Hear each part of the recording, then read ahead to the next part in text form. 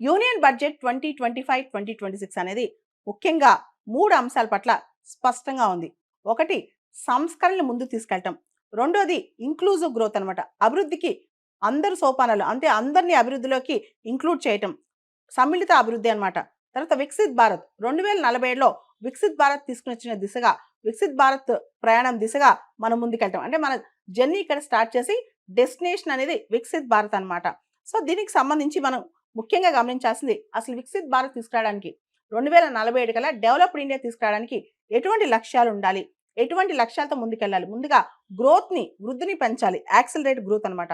తర్వాత inclusive development. భారతదేశంలో కొందరు డెవలప్ అవుతేనే సరిపోదు, అందరూ డెవలప్ అవ్వాలన్నమాట. అండ్ ప్రత్యేకంగా ఈ బడ్జెట్లో మిడిల్ క్లాస్ మీద, ఎవరైతే మిడిల్ క్లాస్ ఉంటారో, మధ్యతరగతి ప్రజలు ఉంటారో వాళ్ళకి సదుపాయాలు అందించేలా, వాళ్ళకి కొన్ని ఫెసిలిటీస్ వచ్చేలా కృషి చేశారనమాట. తర్వాత ప్రైవేట్ సెక్టర్ ఇన్వెస్ట్మెంట్స్ కూడా పెంచే దిశగా ఈ బడ్జెట్ ఆలోచిస్తోందనమాట. సో ఈ విధంగా ఈ బడ్జెట్ సంబంధించి కొన్ని ప్రత్యేకమైన అంశాలు మనం చెప్పుకోవచ్చు.